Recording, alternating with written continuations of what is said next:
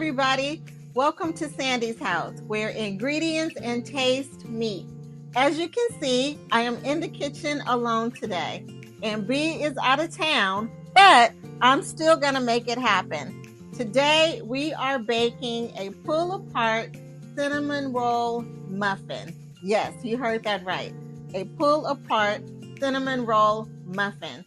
This recipe is great for a lot of reasons. One, it's easy, it's quick, there aren't a lot of ingredients, and it's great to do with kids. So let's get started. Okay, so I have my croissant dough rolled out. And when you roll it out, it's going to have seams because it's croissants. It was meant to be rolled individually, but we want one piece of dough.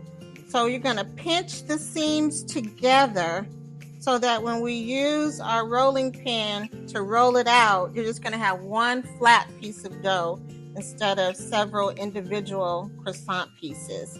So you just want to go through there and just pinch those seams together so that it comes together the way that we want it to.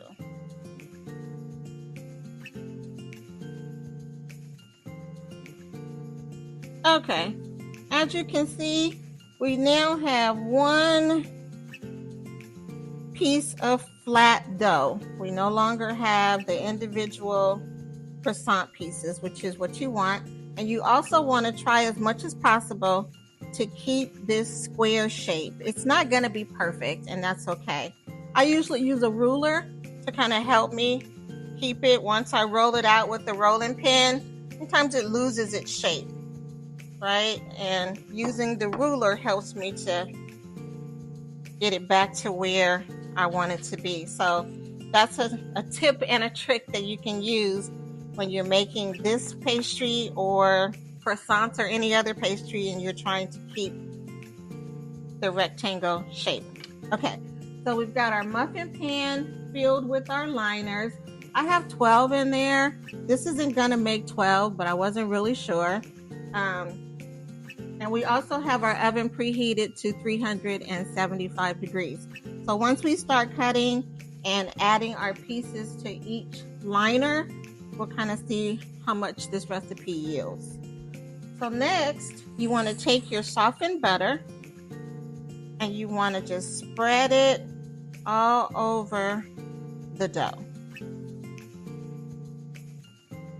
Get it all, spread it evenly across the top. And it looks like we are going to use this entire stick of butter, which is great.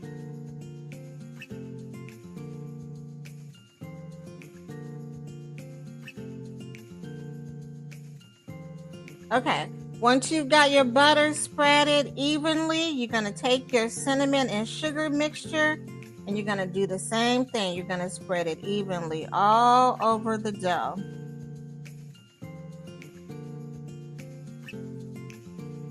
Okay, get that all over the dough. This is going to taste so good. If you've ever had a Cinnabon, it's going to taste a lot like a Cinnabon because I'm going to top this with a cream cheese frosting. And you can also just top it with this sugar and cinnamon mixture if you want. Okay, now what we're going to do is we're going to take the long end that's closest to me and we're going to roll it.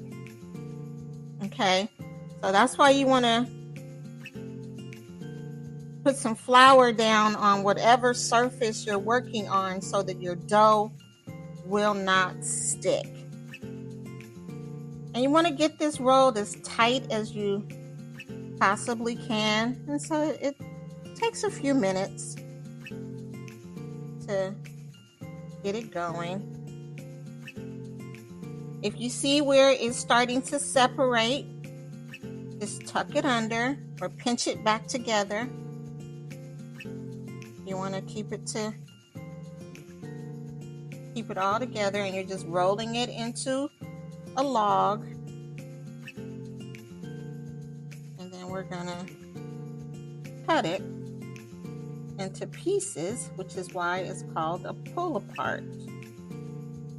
See, I have some pieces here that are trying to separate, but it's okay. I'll tuck it under there and keep it rolling. I'm gonna pinch this together here. That's gonna be on the outside, but it's okay. Okay, so now we've got it all rolled into a log. Now I'm gonna take a pizza cutter. You can use a knife, you can use a piece of string to cut it. It's totally up to you. If I was making cinnamon rolls, I would use a piece of string to cut it off because I wouldn't want to smash them. But because we're going to put them in our liners and we're going to stack them, it's really okay, whatever you choose. And I'm going to cut pieces about this size. Can you see that? Okay, we're going to get these all cut up, and then we will stack them in our liners.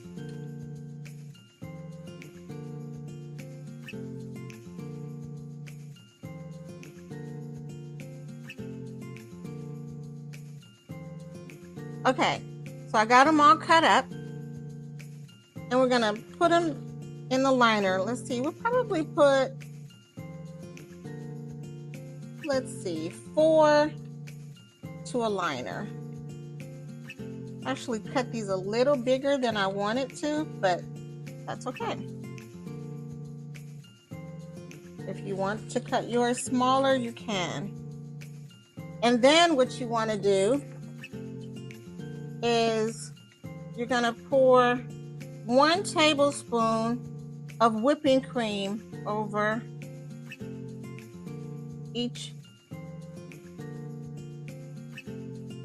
cluster. 1 tablespoon of whipping cream. This is going to keep them moist and soft and gooey and yummy. Yummy, yummy, yummy. If you want to put a little bit more in there, you can. Okay, we're going to put these in the oven and see what happens. All right, everybody, our pull apart cinnamon roll muffins are out of the oven and they look delicious. You see how puffy they are? What creates that is butter has about 15 to 20% water in it. And so when the dough hits the heat in the oven, that water turns into steam, which causes the dough to sort of create these layers and puff up, and that's what gives it the rise. So they came out fantastic. Why would you go and buy a pastry like this when you can make it yourself?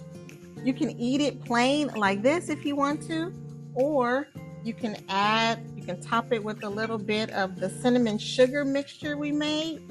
You can just kind of sprinkle some of this on there, or I like mine with a little bit of cream cheese topping, and I like to add this while